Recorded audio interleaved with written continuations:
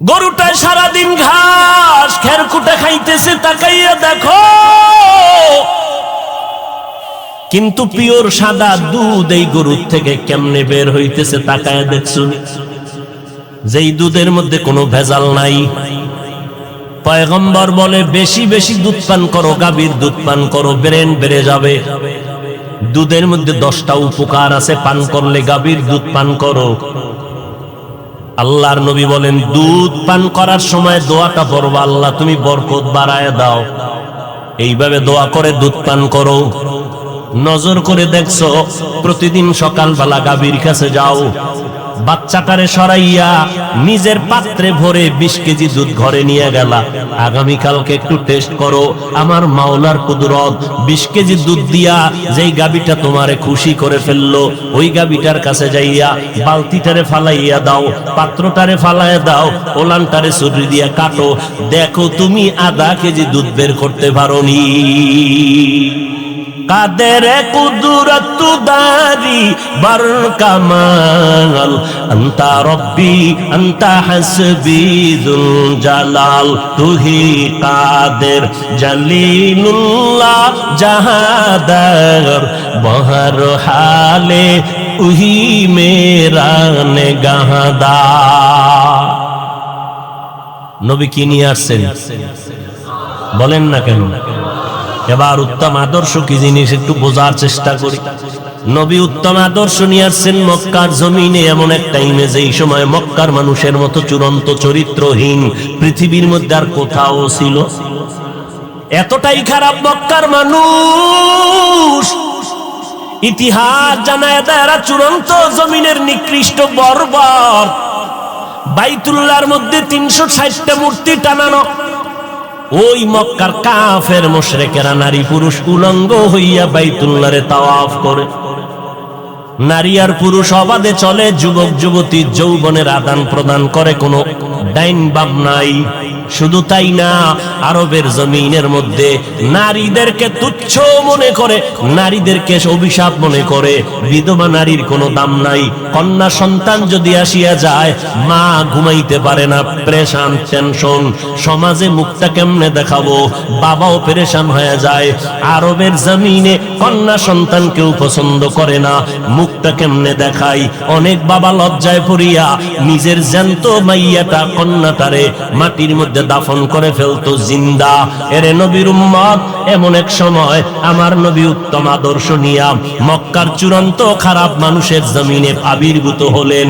এক এক করে মানুষ যখন আমার নবীর সুন্দর আদর্শ গ্রহণ করতে শুরু করলো, নবী বলেন ওই মক্কার মানুষ এতটা দামি হয়ে গেছে, আল্লাহ জানায় দেয় নবী আপনার আদর্শের ছোঁয়া লাগার কারণে এদেরকে আমি এত সম্মান দান করলাম, এরা দুনিয়াতে থাকতেই আমি অমুক অমুক সাহাবারে জানায় দেন, আমি আল্লাহ এদেরকে জান্নাতের সার্টিফিকেট দিয়ে দিলাম। আতিনা ফি দারে দুনিয়া না হাসান, আতিনা ফি দারে উকবা না হাসান, ইয়া গিয়াসাল মুস্তাগীসিন দিনা লফতিখারা বিল উলুমে ওয়াল গিনা, হর গরিদে নেকো তু তৈয়ার হ্যায়, जो न मांगे उससे तू बेजार है।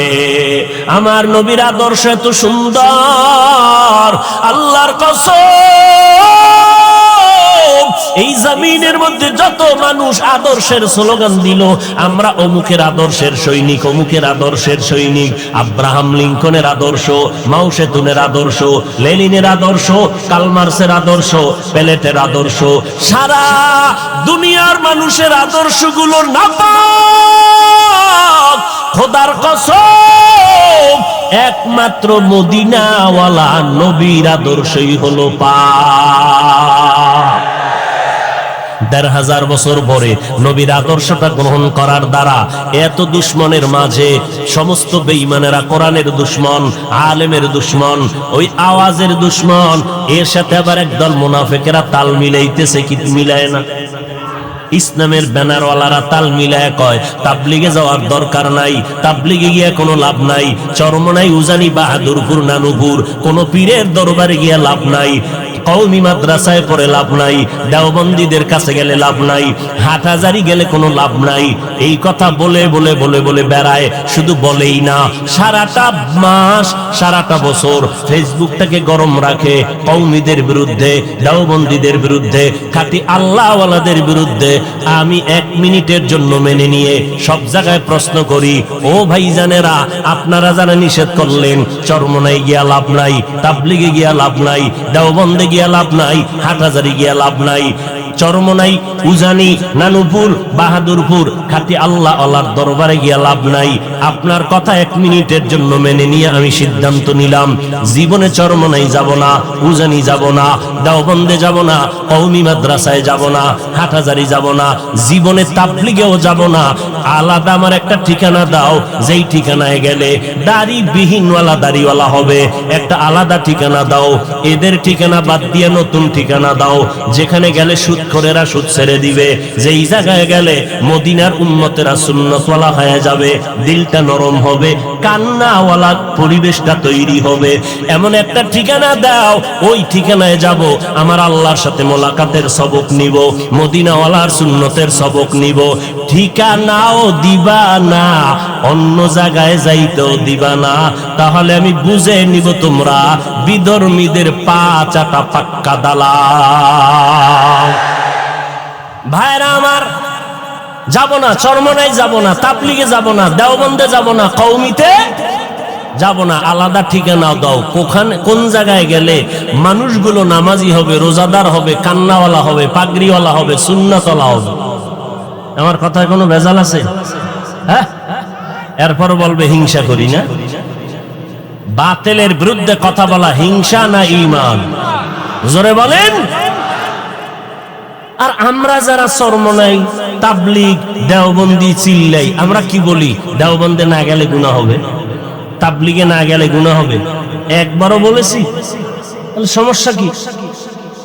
আমরা তো কখনো বলি নাই কওমি মাদ্রাসায় না পড়লে গুনাহ হবে, একবারও বলি নাই আমরা দেওবন্দি, তাবলিগে না গেলে গুনাহ হবে, একবারও বলি নাই। সারাটা বছর চিল্লাইয়া মানুষের পায়ে ধরে ধরে ধরে ধরে বয়ান করি। বয়ান করার স্লোগান মাত্র দুইটা স্লোগান।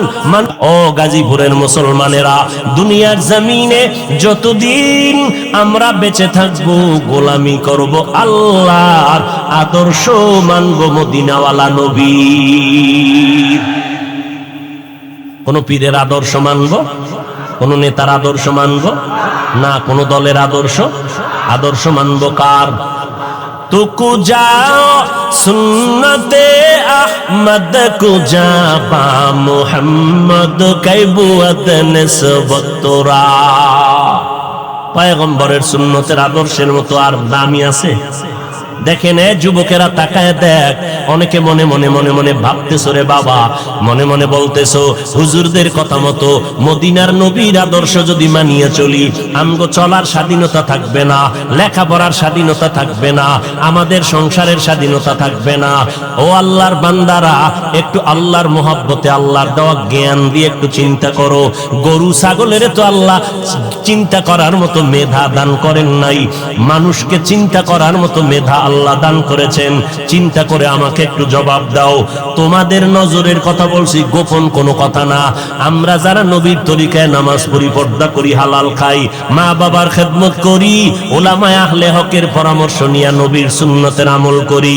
ও ভাইজানেরা, আপনারা যারা নামাজ পড়েন না, পর্দা করেন না, নবীর সুন্নতের আমল করেন না, আপনারা যারা হালাল ভাবে চলেন না, বলেন আমরা আপনাদের কারণে, আপনাদের তুলনায় কি পরিমাণ ডাউনে আছি, আর আপনারা স্বাধীন স্বাধীন বলিয়া নবীর তরিকা জবাই করিয়া কি পরিমাণ উপরে আছেন, আপে আছেন।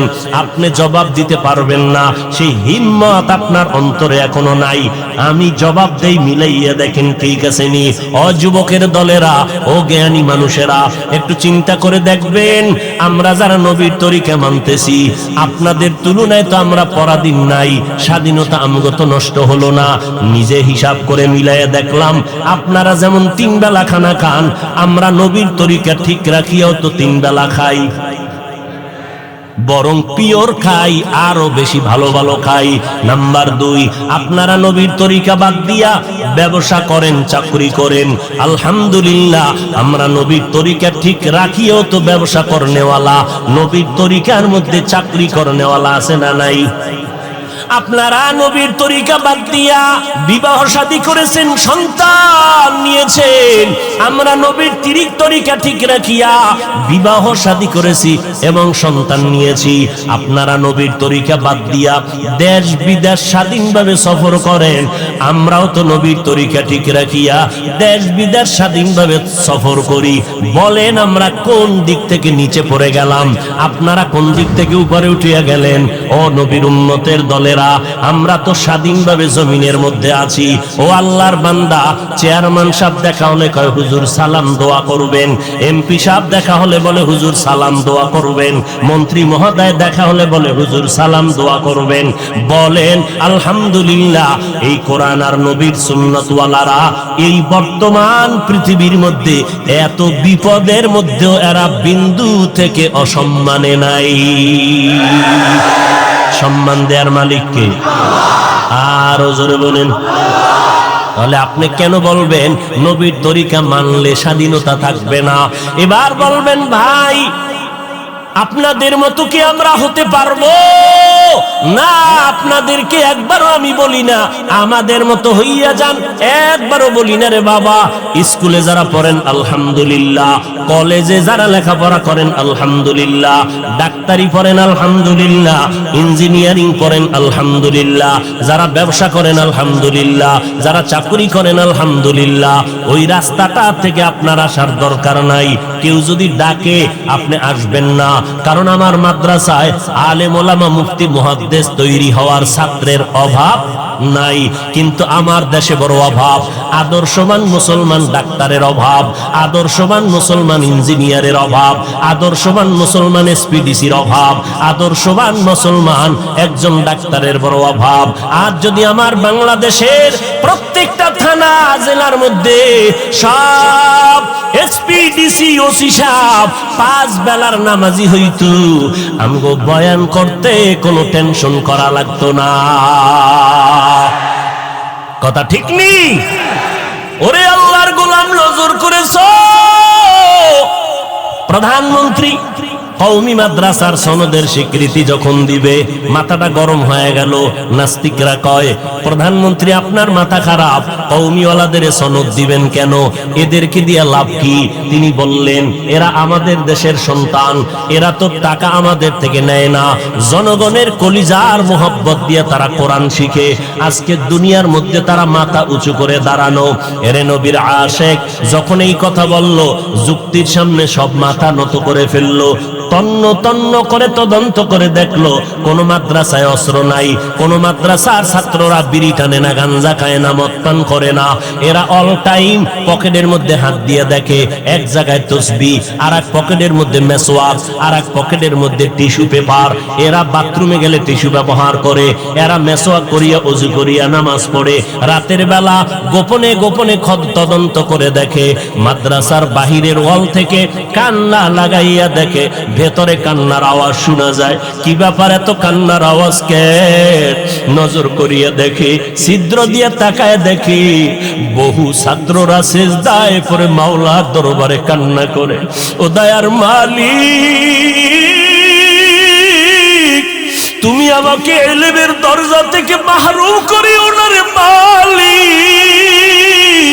টাকার জন্য মাদ্রাসায় আসি নাই, ক্ষমতার চেয়ার চাই না, টাকা চাই না, বাড়ি চাই না। মা বাবা বড় কষ্ট করে মাদ্রাসায় পাঠাইছে, কত বাবাই রিক্সা চালাইয়া বেতন দেয়, মশারি কিনার টাকা নাই রে মালিক।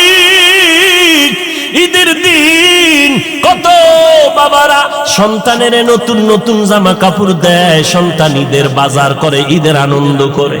ওই যুবকেরা কান্দে, ও মালিক, আমার ঈদের সময় একটা ভালো জামা দেওয়ার কোনো আব্বা নাই, আমাকে আনন্দ দেওয়ার মতো কোনো মা নাই, আমার কষ্ট করে জীবন চালাই। ও আল্লাহ, এলেম শিখতে আসছি, ফিরাইয়া দিয়েন না, এলেম বাড়ায় দেন, জেহেন খুলে দেন, আদো বলা জিন্দেগি দান করেন, বেয়াদবি যেন আমার দ্বারা কোনোদিন না হয়, মা বাবার সাথে মুরব্বীদের সাথে আচরণটা যেন ভালো হয়। ও আল্লাহ, তুমি আমাকে জেহেন খুলে দাও, এলেমের নূর সিনার মধ্যে দান করো। এত কষ্ট করে ছাত্ররা লেখাপড়া করে, সবাই তদন্ত করে সিদ্ধান্ত নিয়া তারা আবার মাইকে দাঁড়াইয়া কয়, এই জমিনে মাদ্রাসা জঙ্গি তৈরির কেন্দ্র না, বরং মাদ্রাসাই হলো আদর্শ মানুষ তৈরি করার ফ্যাক্টরি।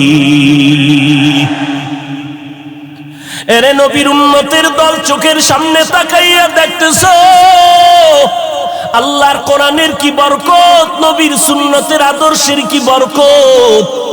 ও আল্লাহর বান্দা, তুমি ডাক্তারি পড়ো, ইঞ্জিনিয়ারিং পড়ো, কোনো বাধা নাই, তবে তোমার কাছে অনুরোধ হলো এই রবিউল আউয়াল থেকে শিক্ষা নাও, আমার নবীর উত্তম আদর্শের মালাটা গলায় লাগাও।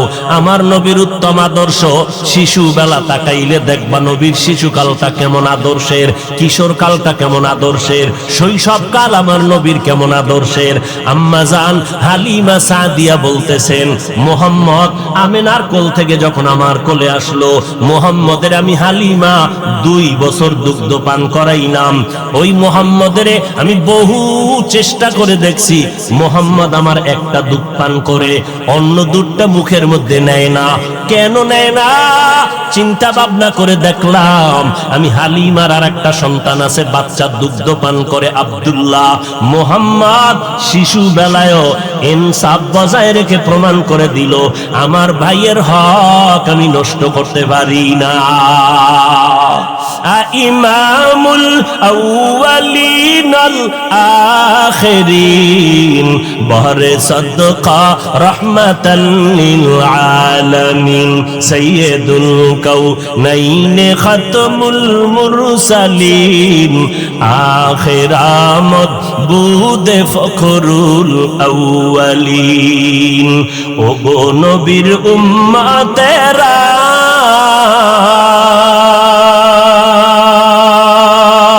হয়ে আজি দিশাহারা,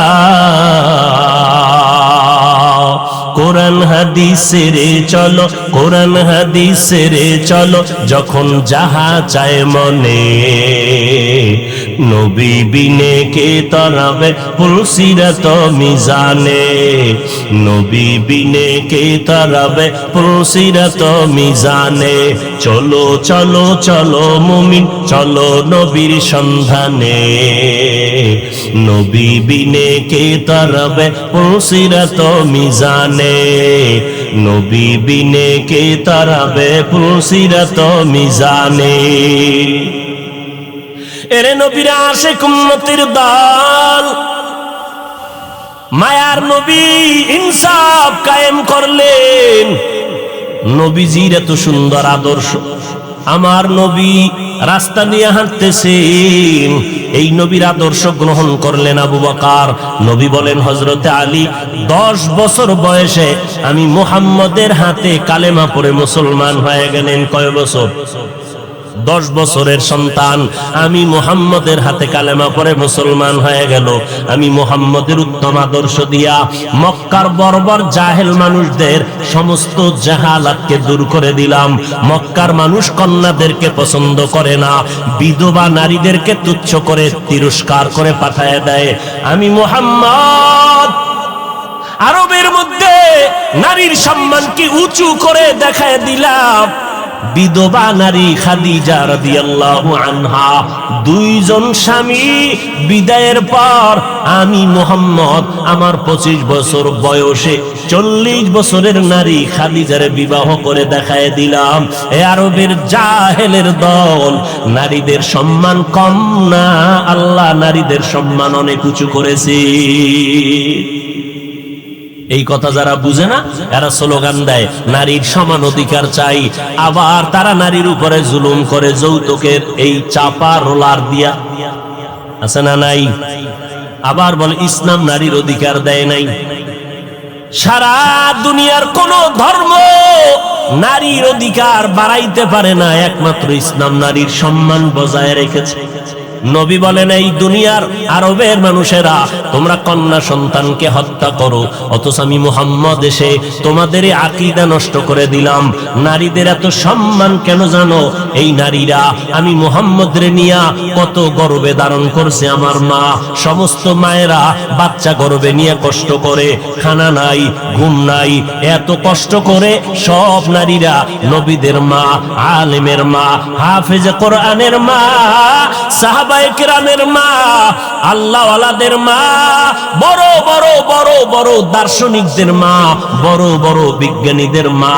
এই মায়ের সম্মান কোনোদিন তুলনা করা যাবে না। নারীদের সম্মান অনেক বেশি। ও দুনিয়ার মানুষ, কিয়ামত পর্যন্ত চাপাবাজি করতে পারবা, নারী আর পুরুষের কোনোদিন সমান অধিকার করতে পারবা না। পারবে কোনোদিন?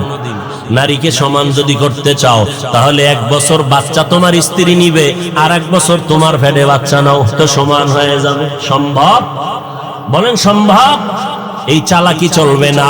আল্লাহ তাআলা নারীর সম্মান বাড়ায় দিলেন। মদিনার নবী বলেন, এই দুনিয়ার মানুষ, একটা কন্যা সন্তান যদি পাও শুকর আদায় করিও, তুমি একটা জান্নাতের মালিক হয়ে গেছো। 2টা কন্যা যদি পাও অন্তরে খুশি হইও, তুমি 2টা জান্নাতের মালিক। 3টা কন্যা সন্তান যদি পাও, তুমি মনে করো বা 3টা কন্যা সন্তান পেলা না জানো 3টা জান্নাতের মালিক হয়ে গেল। আমি মুহাম্মদ বিধবা নারী খাদিজারে বিয়ে করার পরে আমার জমিনের মধ্যে যত সন্তান খাদিজার গর্ভ থেকেই পাইলাম। মাত্র একটা ছেলে মারিয়া কিপ্তিয়ার গর্ভ থেকে আসছে। আমার 3-4টা ছেলে সব দুনিয়াতে অল্প বয়সে চলে গেল। আমি মুহাম্মদ 4টা কন্যার বাবা, সব খাদিজার গর্ভ থেকে আসছে। যায়েনাব আমার মেয়ে, উম্মে কুলসুম আমার মেয়ে, রুকাইয়া আমার মেয়ে, আমার কলিজার মেয়ে ছোট মেয়ে ফাতেমা রাদিয়াল্লাহু তাআলা আনহা। ওই ফাতেমা আমার কলিজার টুকরা, জান্নাতের নারীদের সরদারিনী হবে। ও দুনিয়ার মানুষ, আমি নবীর 4 কন্যা, আমার কোনো ছেলে নাই। কন্যাদের সম্মান আল্লাহ বাড়ায় দিয়েছেন। আল্লাহর নবী বলেন, আমি 4টা কন্যার বাবা। শুধু তাই না, বর্তমান দুনিয়াতে এই জমিনে আমার নবীর আওলাদের সব বংশটা বেঁচে আছে। ফাতেমা রাদিয়াল্লাহু আনহার সন্তান হাসান হুসাইনের বংশধারার মাধ্যমে। এরে নবীর উম্মতের দল, কন্যা সন্তান তোমার জন্য রহমত। কিন্তু ওই জাহেলদের মতো কিছু জাহেল মূর্খ এখন এই জমিনে আছে। কন্যা পাইলে মনটা খারাপ করে, ছেলে পাওয়াল খুশি, যৌতুক খাবে কুকুরের পায়খানার মতো। ছেলে চায়, মেয়ে চায় না। এ আল্লাহর বান্দা, তুমি জানো না ছেলেটা আসিয়া তোমার কি লাভ হবে? যদি ক্ষতি হয় কিছু করার নাই। এই জন্য তুমি মনে করে নাও আল্লাহ তোমার কল্যাণ চায়। ছেলে দেয় নাই, মেয়ে দিছে, হতে পারে ছেলের মাধ্যমে তুমি যা পাইতা উপকার, এর থেকে বেশি হবে মাইয়ার দ্বারা উপকার। ছেলে পাইলে লাভ কি? ওই যে বাড্ডা থানায় ঢাকা, কয়েক মাস আগে বাবায় মরে গেল, অঢেল সম্পদ রেখে গেল, 2টা বড় বড় আজদাহা মার্কা ছেলে রেখে গেল। ওই 2টা ছেলে বাবার লাশটা ফালাইয়া দোনোজন বাবার টাকা পয়সা নিয়ে সারাদিন ঝগড়া করলো। বাবার লাশটা পড়ে রইল, দাফন করার সময় পায় নাই। ও গাজীপুরের মুসলমান, এমন কুলাঙ্গার সন্তান জন্ম দিয়া কি লাভ? আর এমন কুলাঙ্গারের বাবা দাবি করে কি লাভ হবে বলো? এরে যুবক, আল্লাহর মোহাব্বত নিয়ে তওবা করে নাও।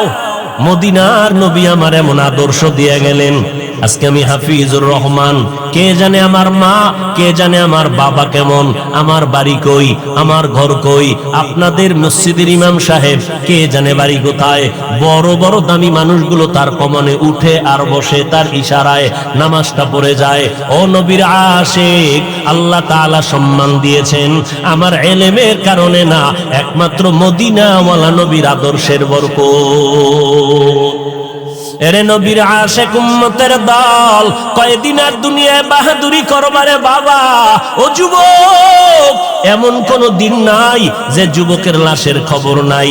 আপনাদের এই বিশ্ব রোড, গাজীপুর থেকে মোমেন শাহী রোডে, আপনারা তো জানেন মিডিয়ার মধ্যে কয়েকদিন আগের ঘটনা, ট্রাকের নিচে পড়ে গেল মা, গর্ভের মধ্যে বাচ্চা, সাথে তার মেয়ে আছে, কন্যা, সাথে তার স্বামীও আছে। মা মারা গেল, কন্যাটাও মারা গেল, স্বামীটাও মারা গেল, গর্ভের বাচ্চাটা বের হইয়া জমিনের মধ্যে এখনো বেঁচে আছে। কুদরত কার? কাদের কুদরত দারি বার কামাল, আনতা রব্বি আনতা হাসবি জুল জালাল। এই 25 বছরের যুবক, এই 27 বছরের যুবকেরা, এই 40 বছরের যুবক, মনে মনে ভাবতেছো 20 বছর বাঁচবো, গ্যারান্টি আছে নি? বল, তোদের জীবনের একজন বন্ধু, মোবাইলটা খুললে পাবি তোদের জীবনের একজন কণ্ঠশিল্পী মাইকেল জ্যাকসন, নাম শুনছো না? তোদের কলিজার বন্ধু মাইকেল একটা গান গাইতো, $1,00,000 পাইতো একটা গানে হাদিয়া। মাইকেল জ্যাকসন, ইউটিউব খুললে দেখবি তার গানের আওয়াজ। টাকার পাহাড় গড়লো যখন মাইকেলের। শুনে নে, ভালো করে শুনে নে, কথাগুলো বালিশে মাথা লাগাই একটু চিন্তা করবি। মাইকেল জ্যাকসন টাকার মালিক হইয়া অঢেল সম্পদ হয়ে গেল। মাইকেল কয়, আমি 150 বছরের আগে আর মরতে চাই না, আমি 150 বছর বেঁচে থাকবো কমপক্ষে। বেঁচে থাকার জন্য প্রস্তুতি যা দরকার তা করে নিল, চেহারাটা বাদাই করে নিল, খালি হাতে, কারো সাথে মুসাফাহা সাক্ষাৎ দেয় না, গ্লোভস করে থাকে হাতের মধ্যে, বডিটারে বাদাই নিল। 20 জনের উপরে ডাক্তার মাইকেলের অল টাইম পাহারা দেয়। খাইতে গেলে শতবার একটা খানা চেকিং করা হয়, ধুলাবালু লাগায় না, জীবাণু ঢুকবে, ক্ষতি হয়ে যাবে। এই মাইকেল 150 বছরের আগে মরবে না বলিয়া সমস্ত প্রস্তুতি কমপ্লিট হয়ে গেল। অল টাইম ডাক্তারেরা পাহারা দেয়, যেখানে যায় 20-25 জন ডাক্তার তার সাথে। টাকার অভাব নাই, সম্মানের অভাব নাই। এই মাইকেল 150 বছর বাঁচবে দূরের কথা, 50-এর কোঠায় যখন মাইকেল পড়লো শুধুমাত্র 50। একদিন মাইকেল বলে, আমার মাথাটা কেমন যেন হালকা ভারী হচ্ছে, একটু ব্যথা ব্যথা লাগে, একটু বিশ্রামে দাও। ডাক্তার 20 জন রেডি হয়ে গেল, স্যার আপনাকে কি ট্রিটমেন্ট করার দরকার, নিশ্চিন্তে শুইয়া থাকেন, আমরা পাহারাদার আছি। মাইকেল শুইয়া গেল, আরামে ঘুম পড়ে গেল। ডাক্তার চতুর্পার্শ্বে পাহারা দেয়। আজরাইল মাঝখানে আইসা মাইকেলের জীবনটা নিয়ে চলে গেল। ডাক্তারেরা দীর্ঘ সময় উঠে না, মাইকেল উঠে না। শরীরটার মধ্যে হাত লাগাইয়া দেখে মাইকেলের শরীর বরফের মতো ঠান্ডা, কাঠের মতো শক্ত হয়ে গেল। ডাক্তারেরা চিল্লাইয়া বলে, কখন মাইকেলের জানটা চলে গেল আমরা অনুভব করতে পারি নাই। এই মহামারী করোনায় কত মা বাবা সন্তান হারায় ফেললো, কত সন্তানেরা মা বাবা হারায় ফেললো। কয়দিন আর দুনিয়াতে বাঁচবারে ভাই, এখনো কি নবীর জন্য মায়া হয় না? আমার নবী মদিনাতুল মুনাওয়ারায় উম্মতের খবরের জন্য পাগল।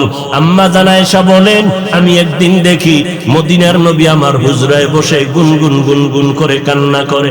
ও নবী, আপনি কেন কাঁদেন?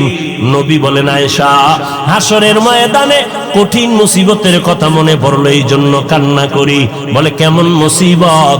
বলে, এমন মুসিবত হবে হাসরের ময়দানে সূর্যটা জমিনের নিচে একেবারে কাছাকাছি আসবে, মানুষগুলো সব নারী পুরুষ উলঙ্গ হইয়া আল্লাহর আদালতে দাঁড়াবে। এই জমিনটা হবে কিয়ামতের মাঠ, সিরিয়ার জমিন হবে আল্লাহর বিচারালয়, আদালত। আমার আল্লাহ আদালতের মধ্যে বসবেন আর বলবে, সূর্যটা নিচে নেমে আয়, সূর্য তোর মুখগুলো নিচে কর, যত তাপ আছে জমিনের মধ্যে ছেড়ে দে। আল্লাহ তাআলা বলবেন, সূর্য তোর যত তাপ আছে জমিনে ছেড়ে দাও। সূর্যের তাপ পাবে জমিনটা পুড়িয়ে তামা হয়ে যাবে, অপরদিকে জাহান্নামের আওয়াজ, জাহান্নাম চিল্লায় বলবে আল্লাহ গুনাহগার গুলো তাড়াতাড়ি দাও, আমার পেটের ক্ষুধা নিবারণ করি। আমার আল্লাহ বলবে অপেক্ষা কর, একটু অপেক্ষা কর।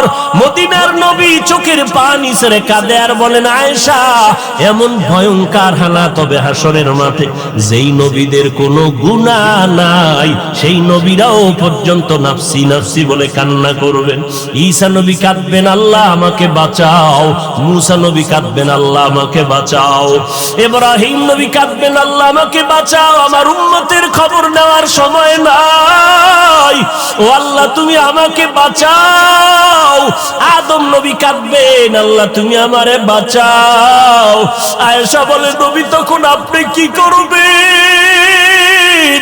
মায়ার নবী বলে ওই সময় আমি বলবো আল্লাহ আমার উম্মতের বাঁচাও, আমার উম্মত গুলিরে বাঁচাও, আমার উম্মত জাহান্নামে গেলে আমি নবী জান্নাতে যাব না। ও আয়েশা আমি উম্মতের বড় আশিক হয়ে আছি। ও নবীর উম্মতেরা, নবী আমার দুনিয়াতে আসি আব্বা বলে ডাক দিতে পারেন না, 6 বছরে মা হারা অসহায় ওই এতিম নবী আমার পেটে পাথর বেঁধে কালেমার দাওয়াত দিয়েছে। তায়েফের ময়দানে গেছেন কালেমার দাওয়াতের জন্য। ওই কাফেরেরা কয় মক্কার পাগল আসছে তোরা পাথর মেরে তাড়ায় দে। যেই নবীর শরীরের মধ্যে মশা মাছি পড়া হারাম, ওই তায়েফের মানুষ বাচ্চাগুলো পাথর বৃষ্টির মতো নবীর শরীরে নিক্ষেপ করে, নবীর শরীর মোবারকে পাথরগুলো পড়ে পড়ে ক্ষত বিক্ষত হইয়া রক্ত পড়ে জুতা আটকায় গেল। আল্লাহ কয় জিবরাইল যাও, আমার মায়ার নবীর কান্না আমি সইতে পারি না রে জিবরাইল, জলদি করে চলে যাও, ওই তায়েফের জমিনটা উল্টাইয়া দিয়া সব ধ্বংস করতে বলো। আমার নবী যদি অনুমতি দেয় ধ্বংস করে দাও।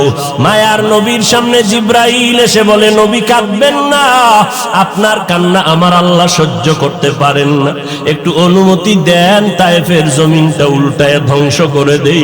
মায়ার নবী বলে না না এদের মারিও না রে জিবরাইল, এরা আমি মুহাম্মদের চিনে না, যদি চিনতো ওরা আমার সাথে খারাপ আচরণ করত না।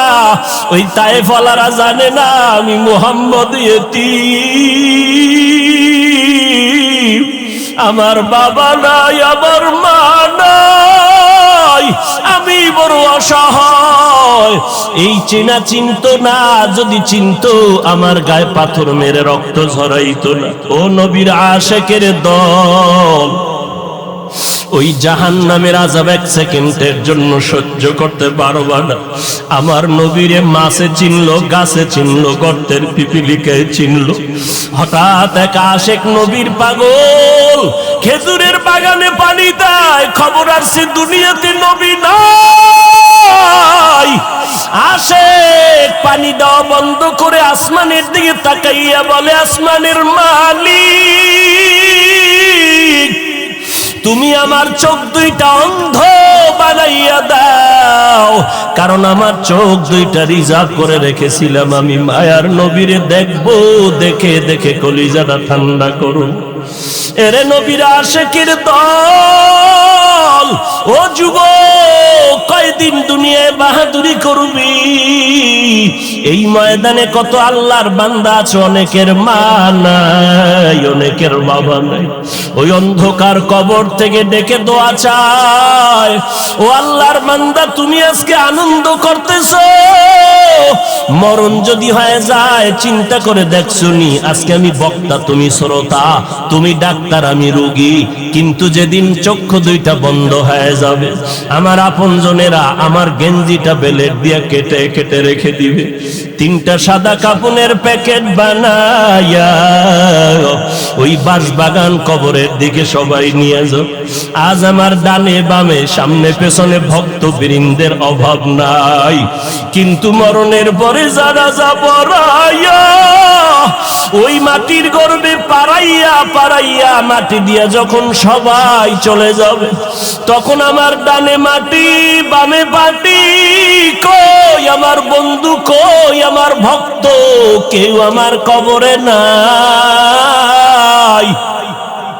ওই কবরে এখন অন্ধকার, সাথী নাই, বাতি নাই। ওই কবরে এখন আমি একা। ওই কবরে এখন আমাকে 2জন ফেরেশতা প্রশ্ন করার জন্য আসবে। রবের পরিচয় দাও, ধর্মের পরিচয় দাও, রাহমাতুল লিল আলামিনের পরিচয় দাও। মদিনার নবী বলেন, দুনিয়াতে যদি নবীরে চিনতে না পারো, সুন্নাত না মানো, ইসলাম না মানো, আল্লাহর মহব্বতে নামাজ না পড়ো, ওই কবরে যখন জবাব দিতে পারবা না, আমার আল্লাহ আওয়াজ দিয়ে বলবে, ও কবরের ফেরেশতা, কবরের জাহান্নামের বিছানাটা দাও, কবরের সাথে জাহান্নামের সাথে রাস্তা খুলে দাও। আল্লাহ বলবে, রে কবরের মাটি, এই গুনাহগারের 2 পার্শ্ব থেকে জোরে জোরে চাপ দাও।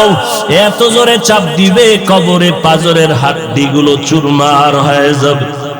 ও আল্লাহর বান্দারা, একটা মশার কামড় সহ্য করতে পারো না রে বাবা, গুনাহ নিয়ে কবরে গেলে কবরের মাটির চাপ কেমন করে সহ্য করবা রে বাবা।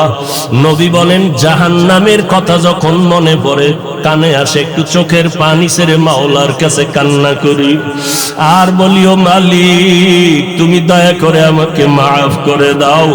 এ যুবকেরা, আল্লাহর কাছে মাফ চাও, চোখের পানি ছেড়ে আল্লাহকে ডাকো মনে মনে। এই ময়দানে মনে মনে ভাবো, আমার মতো গুনাহগার কেউ নাই। আল্লাহকে ডাকো আর বলো, হে মালিক, এই জমিনের মধ্যে আমার মতো গুনাহগার কেউ নাই। আজ আমাকে সবাই বক্তা বলিয়া চেয়ারের মধ্যে বসাইলো, অথচ আমার গুনার খবর জানলে কেউ আমারে বসার সুযোগ দিত না। আজকে নজর করে দেখি, গুনার কারণে আমার হাত না পাক, আমার চোখ না পাক, আমার অন্তর না পাক, আমার জিহ্বা না পাক।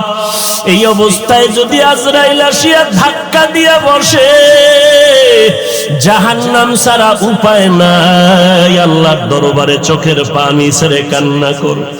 যদি গুনার কারণে দিলটা পাথর, চোখে পানি নাই, ডানে বামে দেখো কান্নার আওয়াজ, আল্লাহকে বলো, আল্লাহ আমার কপাল কি খারাপ, আমার ডানে কান্নার আওয়াজ আসে, বাম দিক থেকে কান্নার আওয়াজ আসে, সামন দিক থেকে কান্নার আওয়াজ, আমার কপাল বুঝি বড় খারাপ, আমার কেন চোখে পানি আসবে না।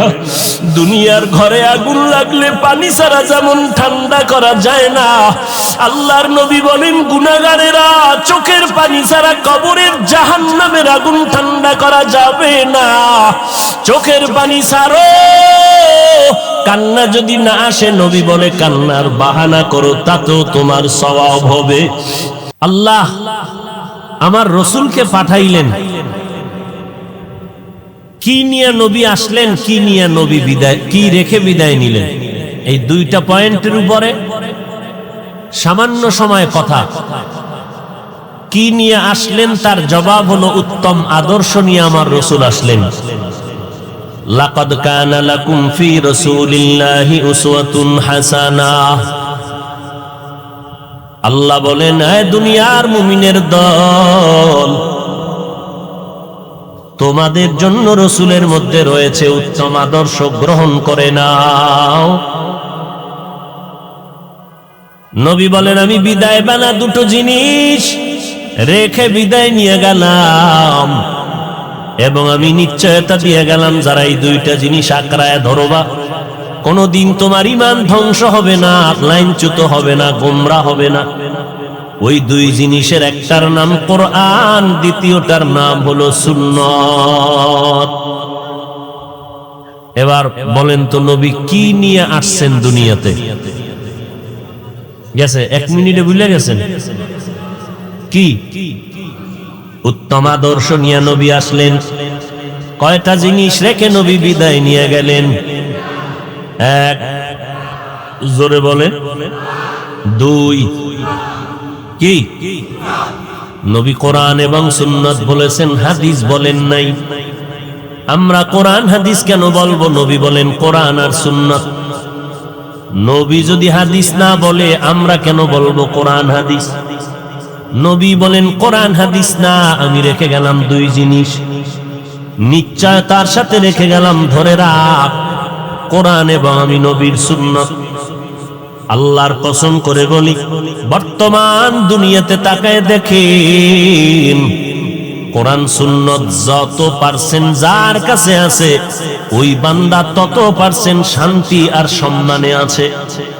আর যার কাছে কোরআন এবং নবীর সুন্নাত যত পার্সেন্ট নাই, তত পার্সেন্ট ওই বান্দা বান্দি শান্তিতেও নাই, সম্মানেও নাই। ইহুদি বেঈমান সমস্ত বিধর্মীরা চায় কোরআনের আওয়াজ বন্ধ হয়ে যাক, মাদ্রাসা বন্ধ হয়ে যাক, কোরআনের ওয়াজ বন্ধ হয়ে যাক, আলেমদের জবানে তালা লাগায় দাও। যদি তালা লাগানোর চিন্তা না করত, তাহলে আলেমদের নামে বসে বসে কখনো লিস্টি করত না।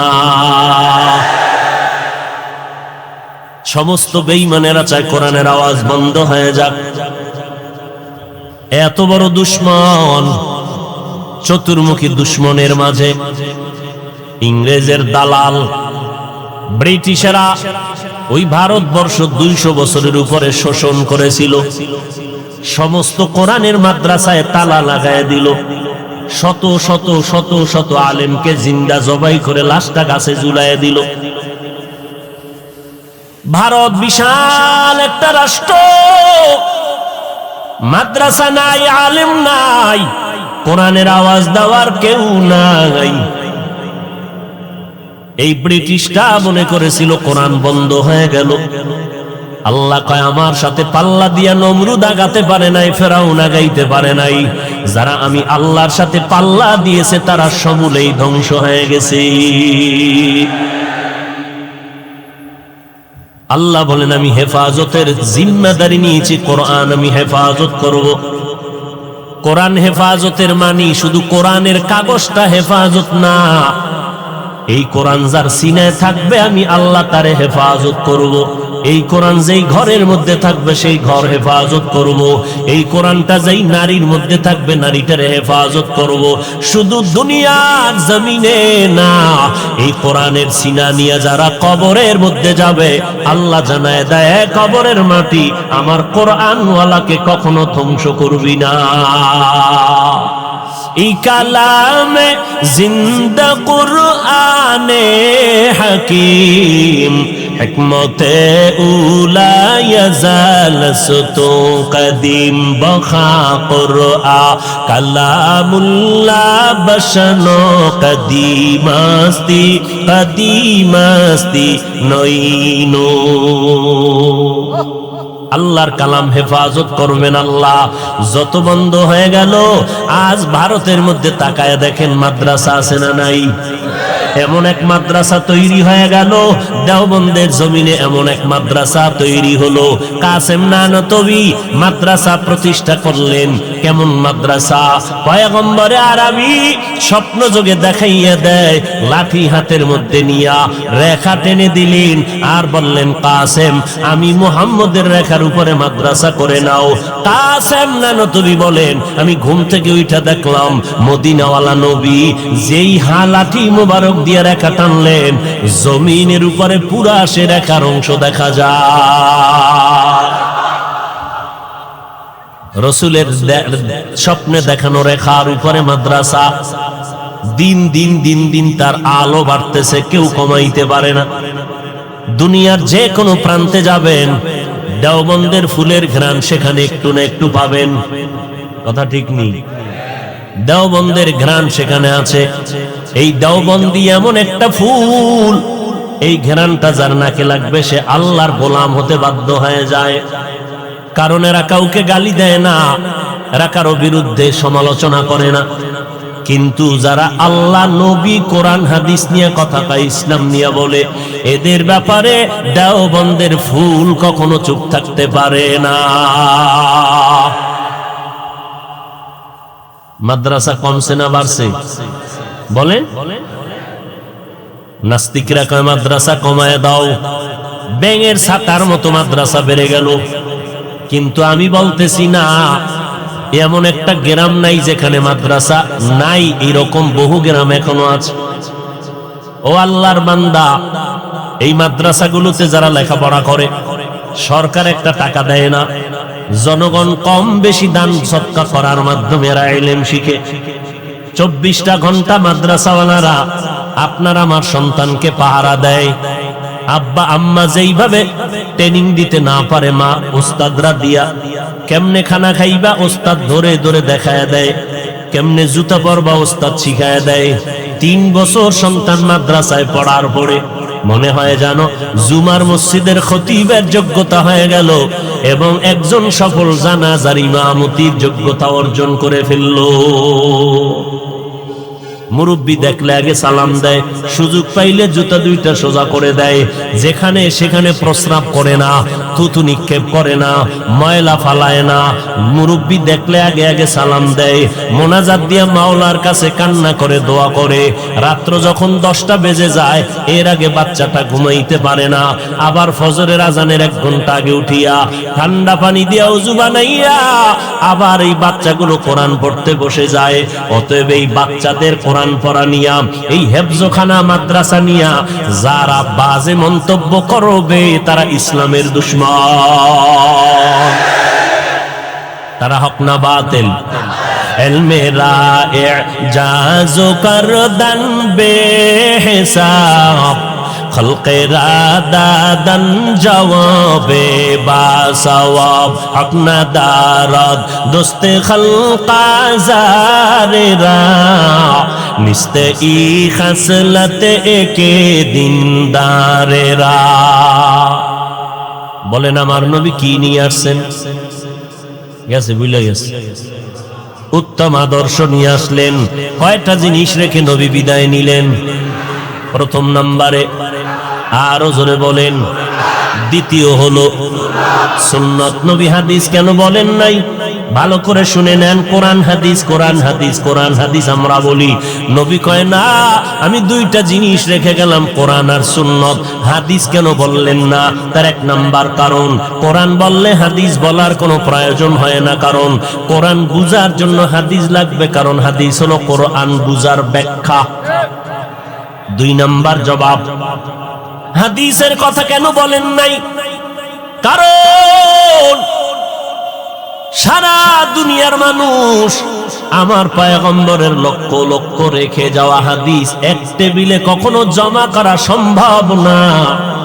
আর যদি জমাও করে ফেলে, হায়াতের শেষ পর্যন্ত সব হাদিসগুলো পড়িয়া শেষ করতে পারবে না। আমল করবে তো পরের কথা, পারবে? পারবে না। আর হাদিস আমল করা বান্দার জন্য আবশ্যকীয় না। কোন মানুষ হাদিস যদি বলে আমি সব হাদিস আমল করব, কোনদিন সম্ভব না। বরং আমল করতে হবে একমাত্র সুন্নতের, হাদিসের নয়। 3 নাম্বার কারণ, নবী সুন্নাত বললেন কেন?